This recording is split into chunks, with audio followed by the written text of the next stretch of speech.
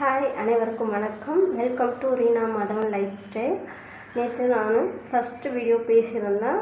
அதாவது என்னுடைய யூடியூப்பில் ஃபஸ்ட்டு இன்ட்ரடக்ஷன் வீடியோ பேசியிருந்தேன். அதில் கொஞ்சம் பதட்டமாக நான் பேசியிருந்தேன். ஃபஸ்ட் டைம் கேமராவை பார்த்து பேசுகிறதுனால கொஞ்சம் பதட்டத்தோடையே ரொம்பவே பேசியிருந்தேன். ஸோ சாரிங்க அதுக்கு. நெக்ஸ்ட்டு வீடியோவில் நான் திருத்திக்கிறேன். கமெண்ட்டில் சொல்லுங்கள், நான் என்ன மிஸ்டேக் பண்ணுறேன்னு அதை சொல்லுங்கள். நெக்ஸ்ட் டைம் அதை நான் சேஞ்ச் பண்ணிக்கிறேன். இப்போ நான் இன்றைக்கி நான் சொல்ல வந்திருக்கேன்னு பார்த்தீங்கன்னா, என்னுடைய வாழ்க்கையில் 2 நிகழ்வு மறக்க முடியாத சோகமான நிகழ்வு. அதை எப்பயுமே அதை என்னால் லைஃப்பில் மறக்கவே முடியாது. ஒன்று என்னுடைய அம்மா இறந்தது. நெக்ஸ்ட்டு பார்த்திங்கன்னா, 2வது என்னுடைய கணவருக்கு திடீர்னு பார்த்திங்கன்னா நல்லா தான் இருந்தாங்க. திடீர்னு பார்த்திங்கன்னா ஸ்ட்ரோக்கு, பக்கவாதம். அது எனக்கு எப்படி வந்தது, எதனால் வந்ததுன்னு தெரியாது. ஸோ வீட்டில் நார்மலாக தான் இருந்தாங்க. திடீர்னு பார்த்திங்கன்னா 12 hours அது வந்திருக்கு. ஆனால் அது எப்படி தான் வந்ததுன்னு எங்களுக்கே தெரியல. 12 hours கிட்ட ஆயிடுச்சு. அது கண்டே பிடிக்க முடியல. அதாவது நாங்கள் ரொம்ப கஷ்டப்பட்டு வாயை கட்டி வயிற்றை கட்டி 3 பசங்களையும் படிக்க வச்சுக்கிட்டு நாங்கள் கஷ்டப்பட்டு அதாவது லோன் வாங்கி நாங்கள் வீடு வாங்கினோம். ஸோ என்ன நேரமோ தெரிலங்க, நாங்கள் கஷ்டப்பட்டு லோன் வாங்கி நாங்கள் எப்படியோ காசுலாம் போட்டு அப்படி போட்டு இப்படி பரட்டி அட்ஜஸ்ட் பண்ணி நாங்கள் எல்லாமே அரேஞ்ச் பண்ணி வீடு வாங்கிட்டோம். வாங்கி 2020க்குள்ளே வைராக்கியமாக இருந்தேன், எப்படியாச்சும் வீடு வாங்கிடணுன்ட்டு. அதே மாதிரி கரெக்டாக 2019 டிசம்பர் 23 ரெஜிஸ்ட்ரேஷன் எல்லாம் பண்ணி கரெக்டாக வாங்கிட்டோம். 2020 ஜனவரியில் பார்த்தீங்கன்னா 26 அப்போ தான் நாங்கள் வீட்டுக்கு பால் காய்ச்சோம். ஸோ எல்லாம் கொஞ்சம் சொந்த பந்தங்களாக கூட்டிகிட்டு வந்து ஓகே நல்லபடியாக நாங்கள் ஜனவரி 26 பால் காய்ச்சிட்டோம். அதுக்கப்புறம் பார்த்தீங்கன்னா ஒரு 2 months அப்போ கொரோனா டைம், ஃபஸ்ட்டு லாக்டவுன்.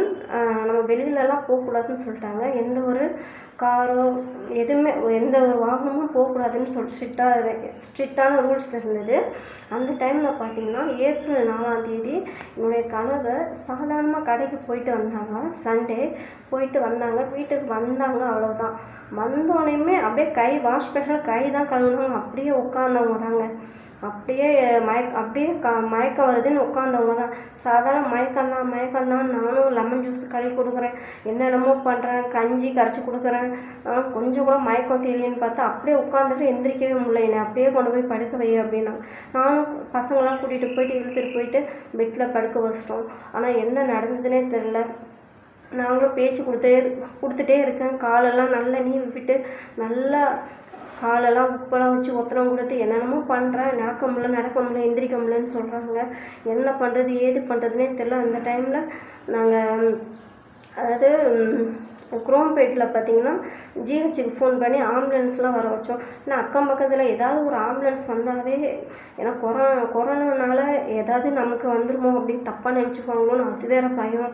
அப்படி இருந்தும் ஆம்புலன்ஸ் வந்ததை பார்த்துட்டு ஊரே எங்கள் அக்கம் பக்கத்தில் உள்ளவங்களாம் என்னோடய கணவருக்கு கொரோனா தான் வந்துச்சுன்னு அப்படிலாம் நினச்சாங்க. அவங்க வந்து பார்த்துட்டு எல்லாம் செக் பண்ணிவிட்டு கொரோனாக்கான எந்த ஒரு சிம்டமே இல்லை அப்படின்னு சொல்லிட்டு அவங்களும் போயிட்டாங்க. அப்புறம் லேட் ஆக பார்த்தீங்கன்னா என் கணவருக்கு வாய் கொளறுது, சுயநினைவு கொஞ்சம் கொஞ்சமாக இழக்கிறாங்க, எச்சி தன்னறியாமல் வருது, கொஞ்சம் கொஞ்சமாக நினைவாற்றல் இழந்துகிட்டே இருக்காங்க. எனக்கு என்ன பண்ணணும் ஏது பண்ணணுன்னே தெரில. லாஸ்ட்டாக வந்து என்னுடைய கணவருடைய தங்கச்சி வீடியோ காலில் பேசும்போது கொஞ்சம் அந்த பொண்ணுக்கு தெரிஞ்சனால நானும் நர்சிங் குரூப் தான் எடுத்திருந்தேன். 11th 12th ஆனால் எனக்கு அதை பற்றின ஒரு விழிப்புணர்வு இல்லை. ஸ்ட்ரோக்கோட அறிகுறி எனக்கு தெரியல. ஸோ இதனால் நான் பாதிக்கப்பட்டனால இது ஒரு வீடியோவும் போகலாம். இது நிறைய பேருக்கு எப்படி வரும்னு யாருக்குமே தெரியாது. ஏன்னா இந்த அறிகுறியை வச்சு சொல்கிறேன். ஸோ ஜென்ட்ஸ் வந்து நிறைய பேர் அலர்ட்டாக இருங்க. எந்த டைமில் ஹை ப்ரெஷர் உள்ளவங்களுக்கு எந்த டைமில் எப்படி வரும்னே சொல்ல முடியாது. ஏன்னா எங்கள் வீட்டுக்காரருக்கு ஹை பிபி இருக்குது. அதனால தான் ஏற்கனவே அந்த ஸ்ட்ரோக் வர்றதுக்கு முன்னாடியே ரொம்ப தலைவலிக்குதுன்னு சொன்னாங்க. சாதாரண தலைவலி தான், நானும் தைலம்லாம் தேய்ச்சி விட்டேன், என்னென்னமோ பண்ணி பார்த்தேன். ஃபஸ்ட்டு அறிகுறி வந்து பார்த்திங்கன்னா தலை வலிக்கும், பயங்கரமாக தலை வலிக்கும், பயங்கரமான தலைவலி, அப்படியே மண்டை ஓடெல்லாம் பிச்சுட்டு வர மாதிரி தலை வலிக்கும். அப்பயே நம்ம கொஞ்சம் ஜாக்கிரதையாக இருக்கணும். அந்த மாதிரி தான் இருந்தது. ஹாஸ்பிட்டலுக்கும் வெளியே போக முடியாதே அப்படின்னு சொல்லிட்டு நாங்களும் கொஞ்சம் அசால்ட்டாக இருந்துட்டோம். மறாவது நாள் பார்த்திங்கன்னா இந்த மாதிரி தான் நடந்தது. சாதாரணமாக மயக்கம் போட்டு விழுந்தவர் தான் போக போக சுயநினைவு இழக்க ஆரம்பிச்சிட்டாங்க. அப்போ என்னுடைய கணவரோட சிஸ்டர் ஃபோனில் பேசும்போது வாய் கோணி இருக்கிறத பார்த்துட்டு இது பக்கவாதம் ஸ்ட்ரோக் ஆகிருக்குமோ, உடனே அந்த பொண்ணு ஆம்புலன்ஸ்க்கு ஃபோன் பண்ணி பக்கத்தில் இருக்க ஹாஸ்பிட்டல்லேருந்து வந்து கூட்டிகிட்டு போயிட்டு உடனேயும் ஸ்கேன் எடுத்து எம்ஆர்ஐ ஸ்கேன் எடுத்து பார்த்தாங்க. 8 பிளாக். கொஞ்சம் 1/2 hour லேட்டாக வந்திருந்தாலும் ஹோமா ஸ்டேஜுக்கே போயிருப்பாங்க அப்படின்னு சொன்னாங்க. இது வந்து பார்த்திங்கன்னா ரொம்ப சிவியராக இருந்துச்சு. 8 பிளாக் பார்த்திங்கன்னா ஒன்று ஹார்ட் அட்டாக் வரும், இன்னொன்று பிரெயின் ஸ்ட்ரோக். அதாவது என் கணவருக்கு வந்தது பிரெயின் ஹைப்பர் டென்ஷன்னால், அதிக பிளட் ப்ரெஷர்னால், ஹைப்பர் டென்ஷன்னால் பிரெயினில் 8 பிளாக். என்னால் அங்கே ஸ்கேன் பண்ணி எக்ஸ்ரே அந்த ரிப்போர்ட்லாம் வந்தோடனே எங்களால் ஒன்றுமே பண்ண முடியல. கொஞ்சம் லேட்டாக வந்திருந்தாலும் அப்படி சொன்னாங்க டாக்டர். கடவுள் மேலே பாரத்தை போட்டுட்டு என்ன பண்ணுறது ஏது பண்ணுறதுனே தெரில. அப்போ தாங்க கஷ்டப்பட்டு பால் காய்ச்சி 2 மாதம் கூட ஆகலை. வீடு வாங்கின நேரமோ என்னமோ தெரில.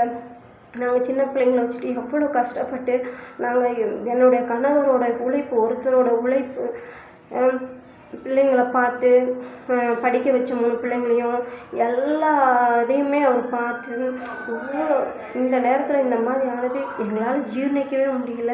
கடைசியில் ஹாஸ்பிட்டலில் ஆப்ரேஷன் பண்ணணும் அப்படின்னு சொல்லிட்டாங்க. மூளை ஆப்ரேஷன் பண்ணணும். அப்போ தான் அந்த ரத்த கசிவை வந்து கண்ட்ரோல் பண்ண முடியும்னு சொல்லிட்டாங்க. எனக்கு என்ன பண்ணணும் ஏது பண்ணணுன்னே தெரியல. ஸோ நானும் அழுதுட்டு ஒன்று நம்ம அந்த டைமில் டாக்டரை தான் நம்ம கடவுளாக நம்புகிறோம். இன்னொன்று கடவுள்கிட்டையும் நான் ப்ரேயர் பண்ணேன். ஸோ கடவுள்கிட்ட விட்டுட்டேன். எசப்பா என்னுடைய கணவரை நீங்கள் தான் கொடுத்தீங்க. ஏன்னா இது ஒரு நாங்கள் வந்த புதுசில் என்னுடைய மேரேஜ் நான் பற்றி சொல்லியிருந்தாங்கல்ல, பொண்ணு கேட்டு இருந்தாங்கன்னு. அது தானாக நடக்கலைங்க. ஒரு பாஸ்டர் என்னை பார்த்துட்டு அவங்கக்கிட்ட போய் சொன்னனால ஒரு பாஸ்டர் மூலமாக நைட் ப்ரேயரில் நான் அங்கே தான் சர்ச்சில் தான் மீட் பண்ணோம். ஃபஸ்ட்டு ஒரு பொண்ணு இருக்குது அப்படின்னு சொல்லிட்டு சர்ச்சில் போய் நைட் ப்ரேயரில் பார்த்து என்னை பிடிச்சி சர்ச்சிலே என்னை பேச வச்சு எங்கள் 2 பேருக்கும் சம்மதமானு கேட்டு அதுக்கப்புறம் தான் 1 வருஷம் கழித்து நிச்சயதார்த்தம் 6 மாதத்துக்கு அப்புறம் நடந்தது. அதுக்கப்புறம் 3 மாதத்துக்கு அப்புறம் மேரேஜ் நடந்தது. அந்த மாதிரி தான் எங்கள் மேரேஜ் நடந்தது. ஏன்னா இது கடவுளோட சித்தம். அவர் தான் எனக்கு என்னுடைய கணவரை எனக்கு கொடுத்தாரு. ஏசப்பாவோட சமூகத்தில் தான் என்னுடைய கணவர் எனக்கு கிடைச்சாங்க. அதனால் அவர் எனக்கு என்னோட கணவர் கடவுள் கொடுத்த வரமாக தான் நான் நினச்சிட்ருக்கேன். ஏசப்பா என்னவாக இருந்தாலும் நீங்கள் தான் எனக்கு, ஏன்னா நீங்கள் தான் எனக்கு இந்த வாழ்க்கையை கொடுத்தீங்க. என்னுடைய வாழ்க்கையில் என்ன நடந்தாலும் அது நீங்கள் தான் ஏசப்பா. என் கணவருக்கு நீங்கள் சுகத்தை கொடுத்தே ஆகணும்ட்டு அழுது கண்ணீர் விட்டு ப்ரேயர் பண்ணுறேன். ஒரு 10 நாள் ஐசியூவில் இருந்தாங்க. திருப்பி 1 வீக் பார்த்திங்கன்னா கேஷுவாலிட்டியில் இருந்தாங்க. ஸோ 10 நாளும் வாய் சுத்தமாக பேச்சு வரல. டாக்டர்ஸ்லாம் வந்து ஸ்ட்ரிக்டாக சொல்லிட்டாங்க 1 வருஷத்துக்கு நடக்க முடியாது. கை கால் சுத்தமாக வரலைங்க. சுத்தமாக லெஃப்ட் ஹேண்டும் காலும் சுத்தமாக வரவே இல்லை. அப்படியே காலை வெட்டி போட்டால் எப்படி தொங்குமோ அது மாதிரி தான் தொங்குச்சு. 4 பேர் தூக்கிட்டு ஆம்புலன்ஸில் வச்சுட்டு போனோம். வரும்போதும் அப்படி தான் கொண்டு வந்தோம். கடைசி வரைக்கும் நிறைய மெடிசன் கொடுத்துட்டே இருக்காங்க. ட்ரிப்ஸ் ஏறிக்கிட்டே இருக்குது. பிரெயினில் லாஸ்ட்டு 15 நாள் வரைக்கும் நாங்கள் ஹாஸ்பிட்டலில் இருக்கோம். ஆனால் அது ஒரு ஸ்கேன் பார்த்திங்கன்னா என்கிட்ட இருக்குது. எல்லா எம்ஆர்ஐ ஸ்கேனும் என்கிட்ட இருக்குது. ஒரு 6-7 ஸ்கேன் கிட்ட நான் எடுத்திருக்கேன். அந்த டைமில் லாஸ்ட்டு நாங்கள் வீட்டுக்கு கிளம்புற வரைக்குமே அந்த 8 பிளாக் அப்படியே தான் இருக்குது. கொஞ்சம் கூட அது கசையவே இல்லை. நான் கடவுள் மேலே பாரத்தை போட்டுட்டு நாங்கள் பிள்ளைங்களை பார்த்தா அவர் சரியாயிடுவார், நான் வீட்டுக்கு கூட்டிகிட்டு போகிறேன்னு சொல்லிவிட்டு கஷ்டப்பட்டு நான் பிள்ளைங்களை பார்த்தா சரியாயிடுவாங்கன்னு சொல்லிட்டு ஹாஸ்பிட்டலேருந்து டிஸ்சார்ஜ் பண்ணி நாங்கள் கூட்டிகிட்டு வந்துட்டோம். ஒரு அசைவு கூட இல்லைங்க. டாக்டர் ஸ்ட்ரிக்டாக சொல்லிட்டாங்க நடக்கிறதுக்கு 1 வருஷம் ஆகும், வேலைக்கெல்லாம் போக முடியாது, படுக்கையாக தான் இருப்பாங்க அப்படின்னு சொன்னாங்க. கடைசியில் வீட்டுக்கு நாங்கள் கூட்டிகிட்டு வந்துட்டு 4 பேர் தூக்கிட்டு தான் வீட்டில் வந்து போட்டாங்க. என்னுடைய கணவரை நான் குழந்தை மாதிரி நான் பார்த்துக்கிட்டேன்.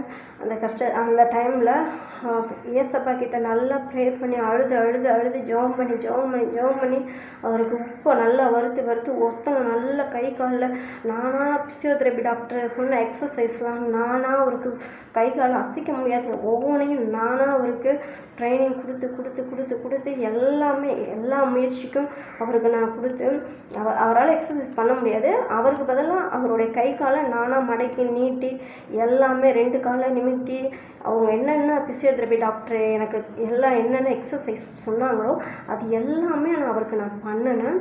அதை பண்ணி கரெக்டாக 2 வீக் பார்த்தீங்கன்னா என்னுடைய ஹஸ்பண்ட் பார்த்தீங்கன்னா அவருக்கு நான் தன்னம்பிக்கை கொடுத்தேன். நானும் சோர்ந்து போகலை. கஷ்டத்தில் நம்ம எப்பயுமே சோர்ந்து போகக்கூடாது, தன்னம்பிக்கை இழக்கவே கூடாது.